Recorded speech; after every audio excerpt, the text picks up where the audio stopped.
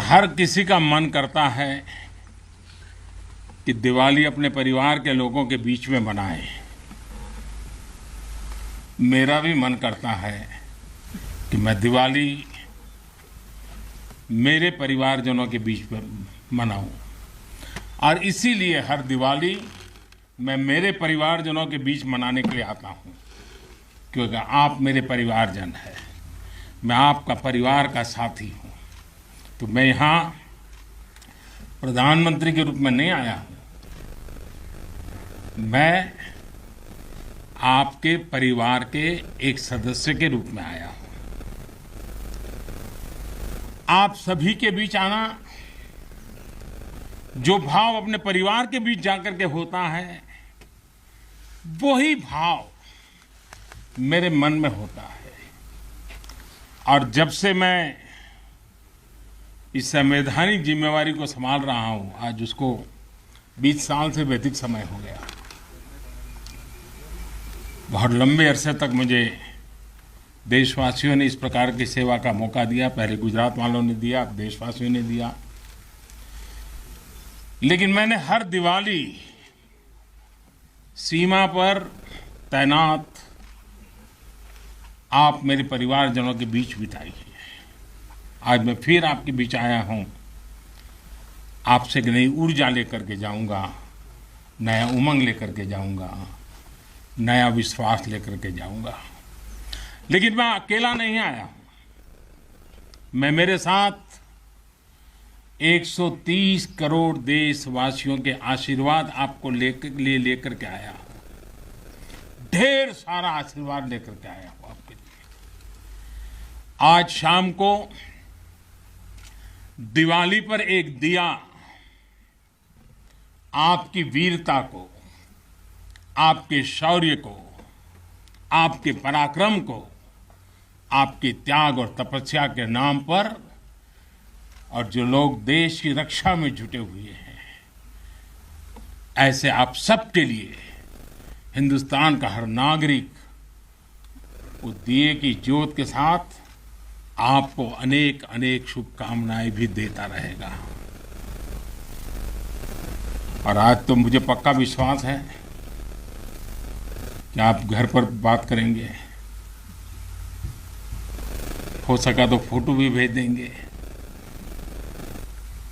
और मुझे पक्का विश्वास है आप कहेंगे हाँ यार इस बार तो दिवाली कुछ और थी, कहेंगे ना। देखिए आप रिलैक्स हो जाइए, आप कोई आपको देखते नहीं है, आप चिंता मत कीजिए।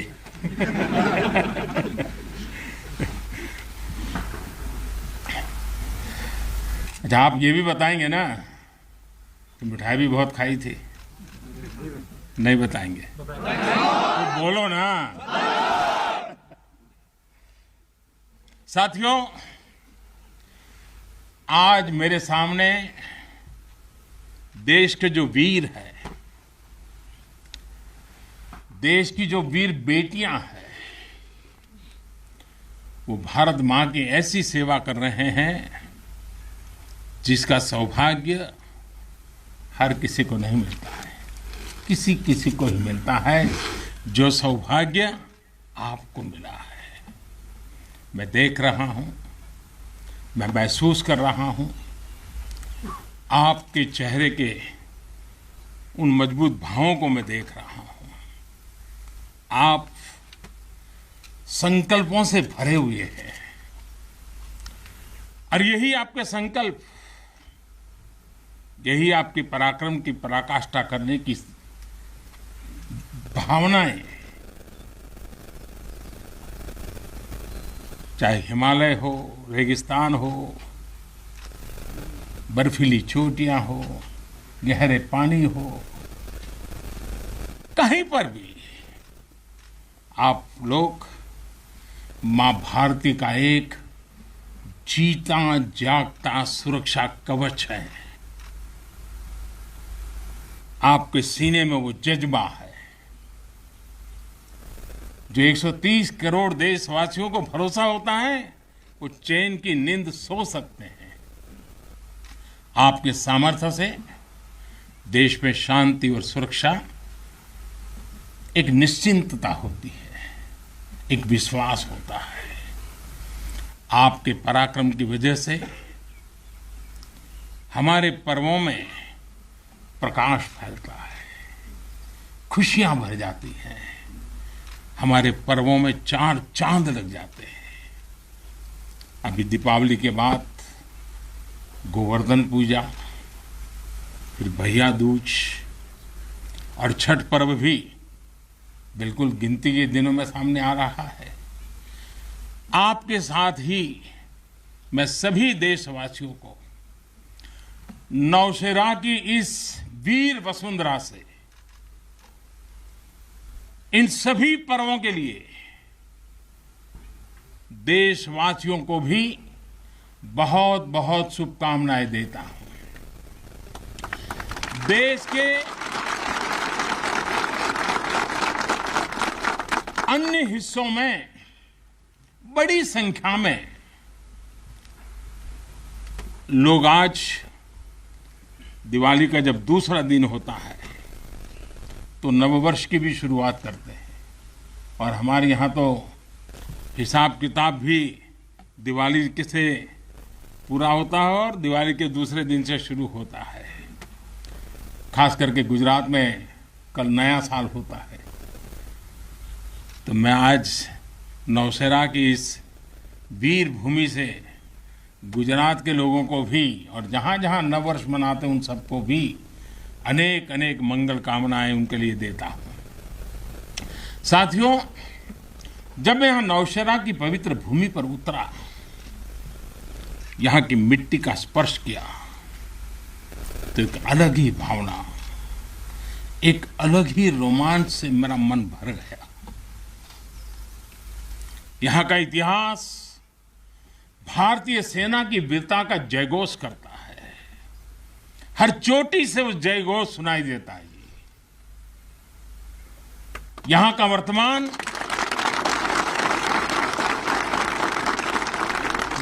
वर्तमान आप जैसे वीर जवानों की वीरता का जीता जागता उदाहरण है। वीरता का जिंदा सबूत मेरे सामने मौजूद है। नौशेरा ने हर युद्ध का, हर छद्म का, हर षड्यंत्र का माकूल जवाब देकर कश्मीर और श्रीनगर के प्रहरी का काम किया है। आजादी के तुरंत बाद ही दुश्मनों ने इस पर नजर घड़ा करके रखी हुई थी। नौशेरा पर हमला हुआ, दुश्मनों ने ऊंचाई पर बैठकर इस पर कब्जा जमाने की कोशिश की, और अभी जो मुझे पूरा वृत्त वीडियो समेत सारी चीजें मुझे देखना समझने का मौका मिला, और मुझे खुशी है कि नौशेरा के जाबाजों के शौर्य के सामने सारी साजिश से धरी की धरी रह गई। दोस्तों, भारत माता की, भारत माता की, भारत माता की। भारतीय सेना की ताकत क्या होती है, इसका एहसास दुश्मन को शुरुआत के दिनों में ही लग गया था जी। मैं नमन करता हूं नौशेरा के शेर ब्रिगेडियर मोहम्मद उस्मान को, नायक जदुनाथ सिंह जी को, जिन्होंने देश की रक्षा के लिए अपना सर्वोच्च बलिदान दिया। मैं प्रणाम करता हूं लेफ्टिनेंट आर राणे को, जिन्होंने भारतीय सेना की जीत का रास्ता प्रशस्त किया था। ऐसे कितने ही वीरों ने नौशेरा की इस धरती पर गर्व की गाथाएं लिखी, अपने रक्त से लिखी हैं, अपने पराक्रम से लिखी हैं, अपने पुरुषार्थ से लिखी हैं, देश के लिए जीने मरने के संकल्पों से लिखी है। अभी मुझे, ये मेरा सौभाग्य था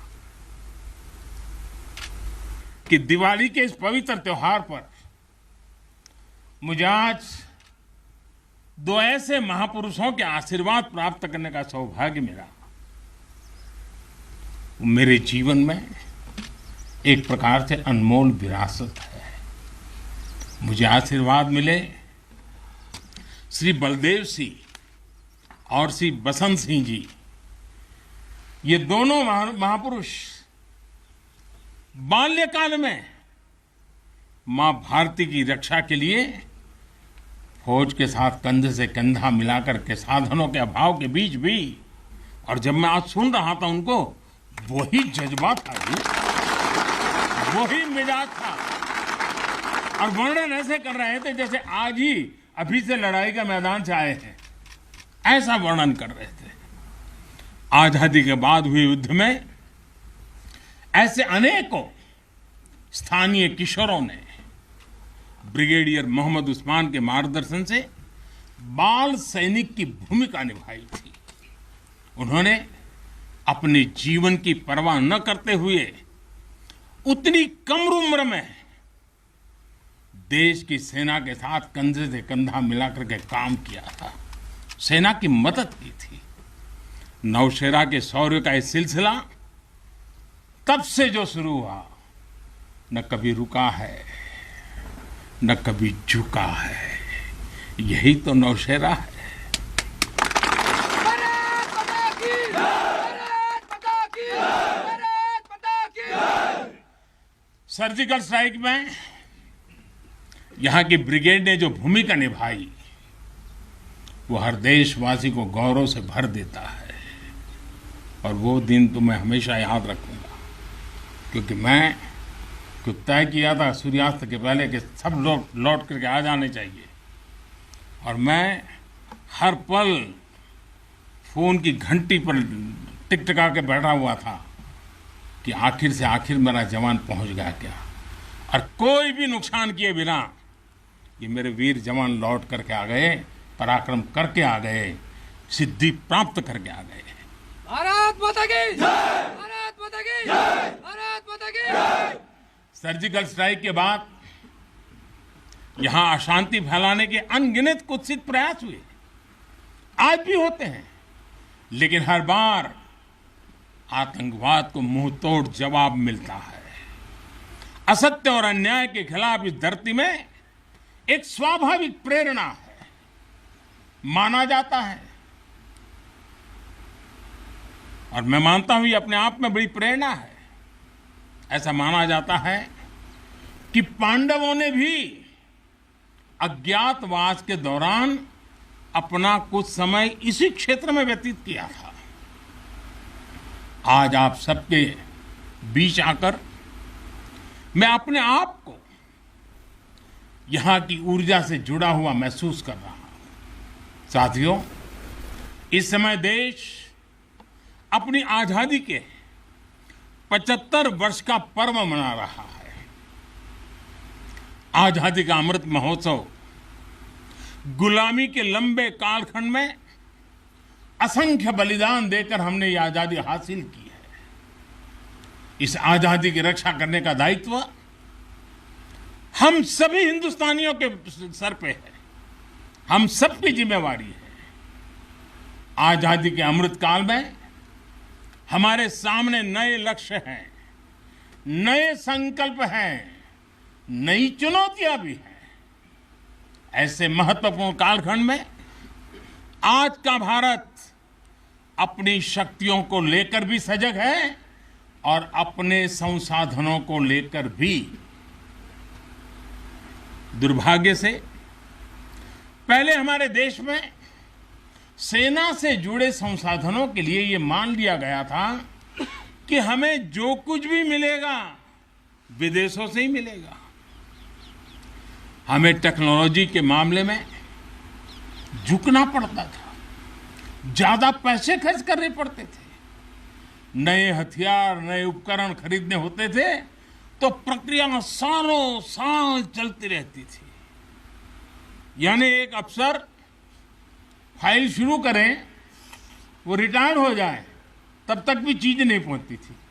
ऐसा ही कालखंड था। नतीजा ये कि जरूरत के समय हथियार फिर आपाधापी में खरीदे जाते थे। यहां तक कि स्पेयर पार्ट्स के लिए भी हम दूसरे देशों पर निर्भर रहते थे। साथियों, डिफेंस सेक्टर में आत्मनिर्भरता का संकल्प उन पुरानी स्थितियों को बदलने का एक सशक्त मार्ग है। देश के रक्षा खर्च के लिए जो बजट होता है, अब उसका करीब 65% देश के भीतर ही खरीदी पर खर्च हो रहा है। हमारे देश ये सब कर सकता है, करके दिखाया है। एक अभूतपूर्व कदम उठाते हुए अब भारत ने यह भी तय किया है कि 200 से ज्यादा साजो सामान और उपकरण अब देश के भीतर ही खरीदे जाएंगे। आत्मनिर्भर भारत का यही तो संकल्प है। अगले कुछ महीनों में इसमें और सामान जुड़ने वाले हैं। देश को आत्मनिर्भर बनाने वाली ये पॉजिटिव लिस्ट और लंबी हो जाएगी। इससे देश का डिफेंस सेक्टर मजबूत होगा, नए नए हथियारों उपकरणों के निर्माण के लिए निवेश बढ़ेगा। साथियों, आज हमारे देश के भीतर अर्जुन टैंक बन रहे हैं, तेजस जैसे अत्याधुनिक लाइट कॉम्पैक्ट एयरक्राफ्ट बन रहे हैं। अभी विजयादशमी के दिन 7 नई डिफेंस कंपनियों को भी राष्ट्र को समर्पित किया गया है। हमारी जो ऑर्डिनेंस फैक्ट्रीज थी वो अब स्पेशलाइज्ड सेक्टर में आधुनिक रक्षा उपकरण बनाएगी। आज हमारा प्राइवेट सेक्टर भी राष्ट्र रक्षा के संकल्प का सारथी बन रहा है। हमारे कई नए डिफेंस स्टार्टअप्स आज अपना परचम लहरा रहे हैं। हमारे नौजवान 20, 22, 25 साल के नौजवान क्या क्या चीजें लेकर के आ रहे हैं, गर्व होता है।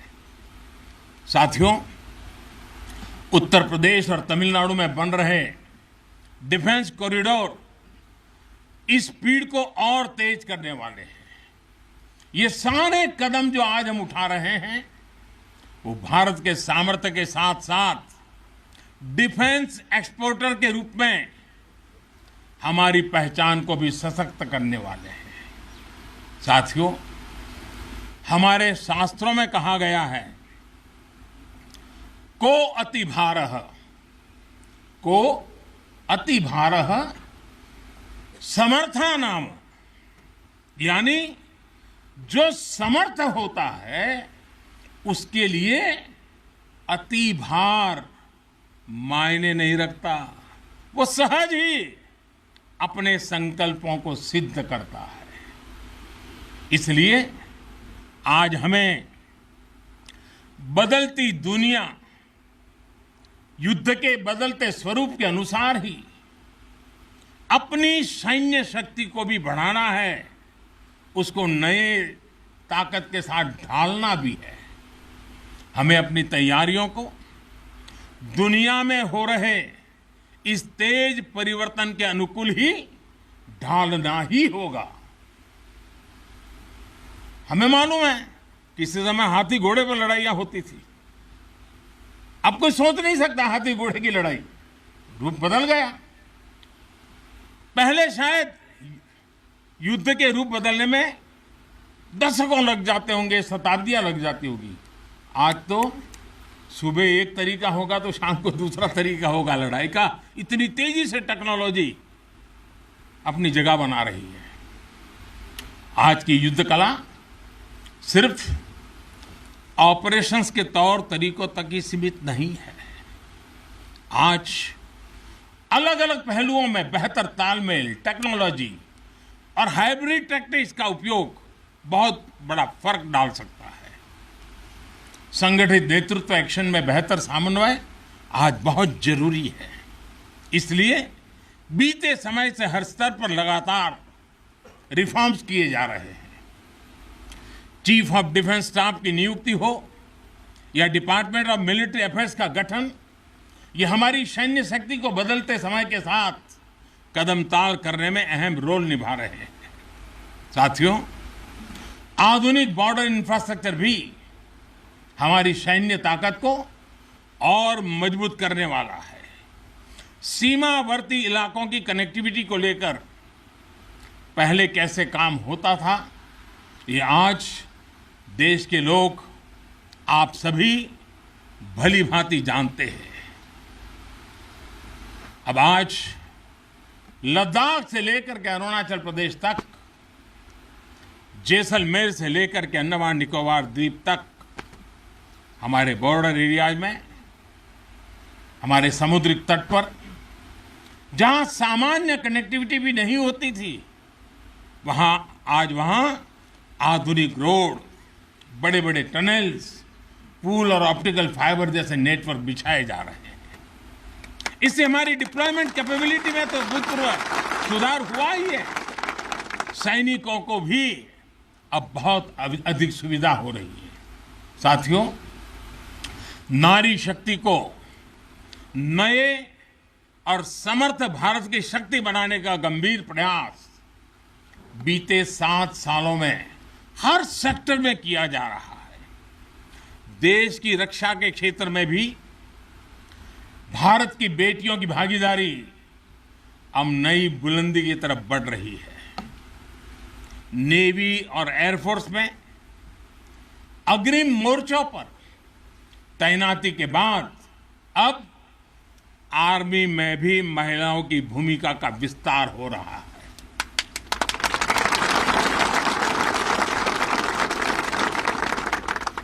मिलिट्री पुलिस के द्वारा बेटियों के लिए खोलने के बाद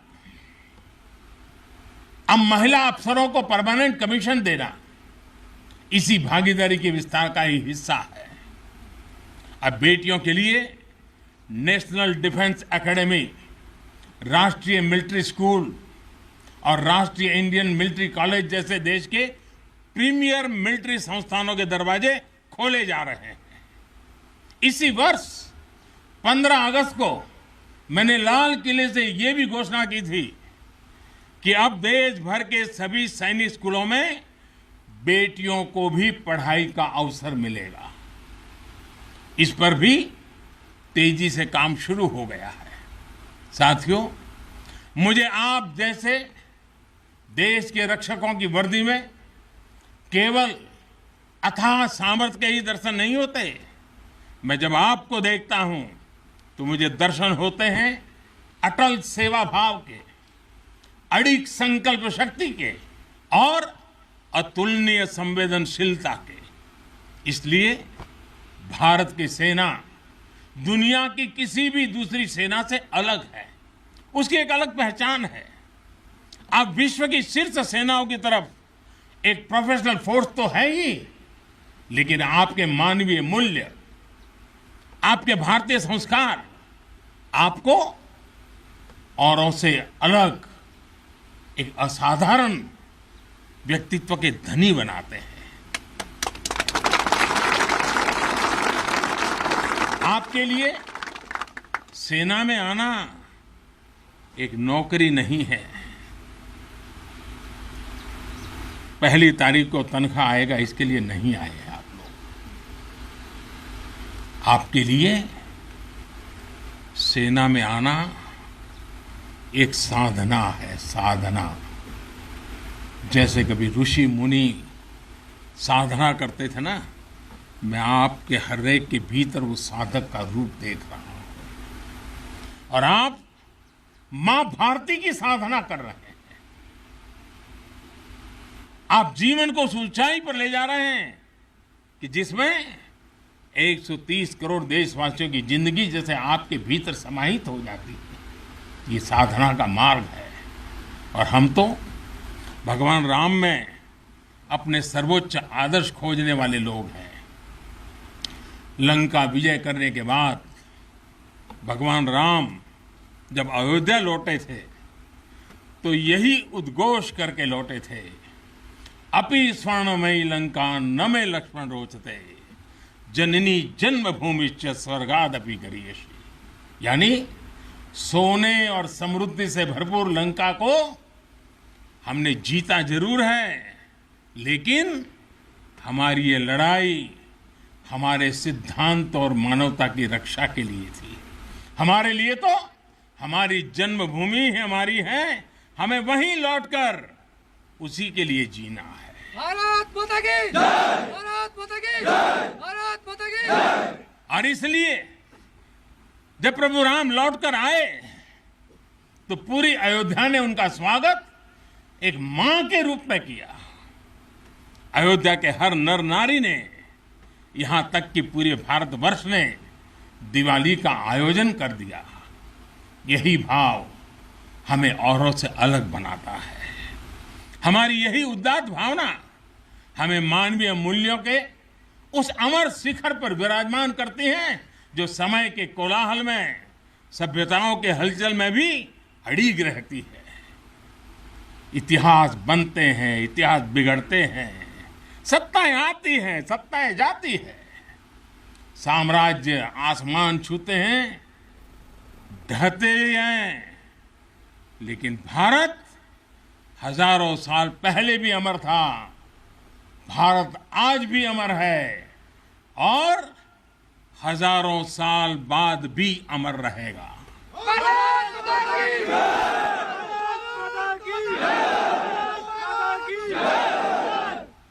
हम राष्ट्र को शासन, सत्ता और साम्राज्य के रूप में नहीं देखते। हमारे लिए तो ये साक्षात जीवंत आत्मा है। इसकी रक्षा हमारे लिए केवल भौगोलिक रेखाओं की रक्षा भर नहीं है। हमारे लिए राष्ट्र रक्षा का अर्थ है इस राष्ट्रीय जीवंतता की रक्षा, राष्ट्रीय एकता की रक्षा और राष्ट्रीय अखंडता की रक्षा। इसलिए हमारी सेनाओं में आकाश छूता शौर्य है तो उनके दिलों में मानवता और करुणा का सागर भी है।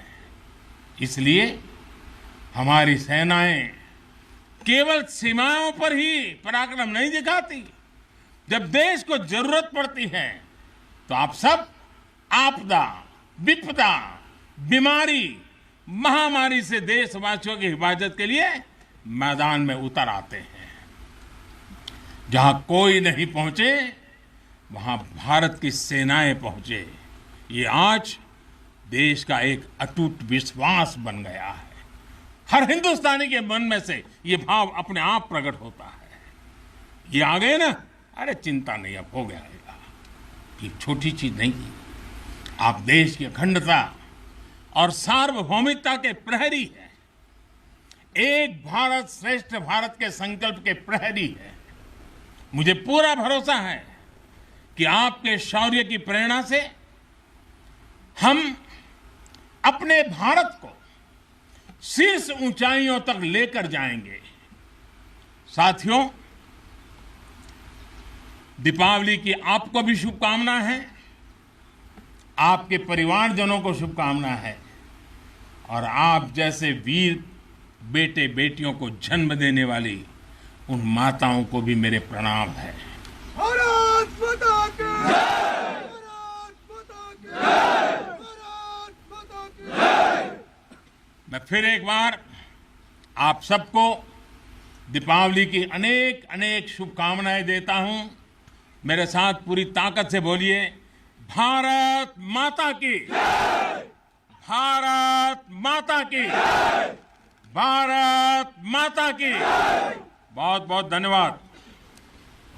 So that's the Prime Minister's interaction with Jawans on the occasion of Diwali. As is the annual custom for the Prime Minister, he spent his Diwali with the forces, and in that address they're highlighting how the sacrifices of our forces, of our soldiers on this day of Diwali, when everyone spends it with their family, they continue to protect every single Indian. The Prime Minister, on behalf of the nation, also extending his gratitude to our soldiers.